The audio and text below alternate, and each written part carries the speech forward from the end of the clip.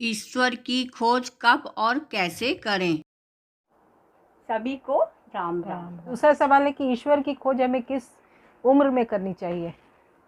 ये आपने जो प्रश्न किया है ये बहुत ही सार्वभौमिक प्रश्न है। ये बचपन से ही इसके बारे में सभी विचार तो सभी करते हैं कि ईश्वर है, ईश्वर सत्ता है या नहीं है, और इसमें बहुत ही भ्रम है।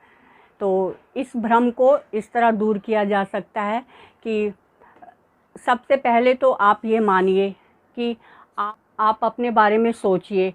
जब आप अपने बारे में सोचेंगे, अब ये अध्यात्म विज्ञान भी कह सकते हैं इसको, क्योंकि जैसे आप पूरा ब्रह्मांड देखिए कैसे चलता है, एक नियम है, ब्रह्मांड के चलने का भी एक नियम है।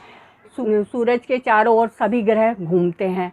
तो आप जब अब प्रकृति भी देखिए, प्रकृति भी अपना काम करती है, हमें फल देती है सब। मतलब आप जब भी आप पूरा ब्रह्मांड के बारे में सोचेंगे तो आपको ये प्रश्न अपने आप ही आएगा कि ऐसी कौन सी शक्ति है जो हमें दिखाई नहीं देती है लेकिन वो सूक्ष्म रूप से कार्यरत है।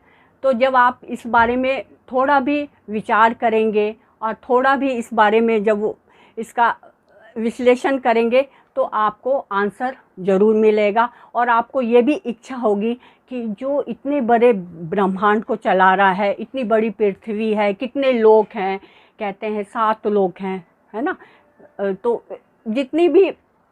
जितना भी नॉलेज है हमें, तो ये संसार का तो बहुत है, ज्ञान बहुत है संसार का, लेकिन हमने कभी इस ओर ध्यान दिया ही नहीं कि अध्यात्म क्या है कि हमारी चेतनता जो है, जिससे हम चलते फिरते नज़र आते हैं। कोई एक तत्व तो है अंदर, क्योंकि वो तत्व जब निकल जाता है तो हम निर्जीव हो जाते हैं, है ना। तो कोई तो एक तत्व है जिसके कारण हम चेतनता, हम चलते फिरते नज़र आते हैं। तो ये वाली बात तो सभी को ये ज्ञान होता है, सूक्ष्म ज्ञान है ये। लेकिन हम क्या करते हैं, हम ये सोचते हैं कि ये ज्ञान तो व्यर्थ है, और जो भी इस ज्ञान को अगर समझना चाहता है तो वो अध्यात्म में उसकी रुचि, अगर आपको रुचि है अपना चेतनता के बारे में जानने की, तो आपको उसका ज्ञान मिल जाता है। लेकिन हम इस ओर क्या, बचपन से ही क्या है, हम ध्यान नहीं देते हैं। हम हमेशा बस संसार की चीज़ों पे ही ज़्यादा लगे रहते हैं। और आजकल मोबाइल तो महादेव बन गए हैं, उनको क्या बोलें कि सारा विश्व ही मोबाइल में समा गया है और उसी में लगे रहते हैं। तो उसी में हम लगे रहते हैं, मोबाइल के उसमें ही सारा ज्ञान उसमें, तो उसी ज्ञान में हम डूबे रहते हैं। तो बचपन से ही हमें इस ओर ध्यान, हमारा अध्यात्म की ओर ध्यान नहीं जाता है। तो इसका क्या परिणाम होता है? इसका यही परिणाम है जो आप देख रहे हैं पूरा विश्व में चल ही रहा है कि बस खाना खा लो, शरीर और अपना मकान बना लो, बस यही जीवन समझते हैं कि जीवन हो गया, गाड़ी बंगला मकान, मैटेरियलिस्टिक हो जाता है। हाँ बस सही, बिल्कुल सही बोले आपने। मतलब ये है कि पूरे हम भौतिकवादी हो जाते हैं।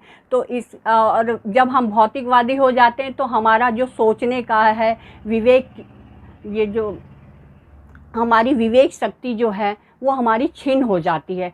क्योंकि हमने ये महसूस किया है कि जो भी चेतनता से दूर होगा उसका विवेक शक्ति जो है कम हो जाती है, और वो फिर संसार के उसी में लगा रहता है। तो अगर आपको अध्यात्म में रुचि है तभी आप ईश्वर को खोज सकते हैं, पा सकते हैं। हाँ, तभी आप ईश्वर की तरफ, ईश्वर के हाँ बात आप उसको समझ सकते हैं।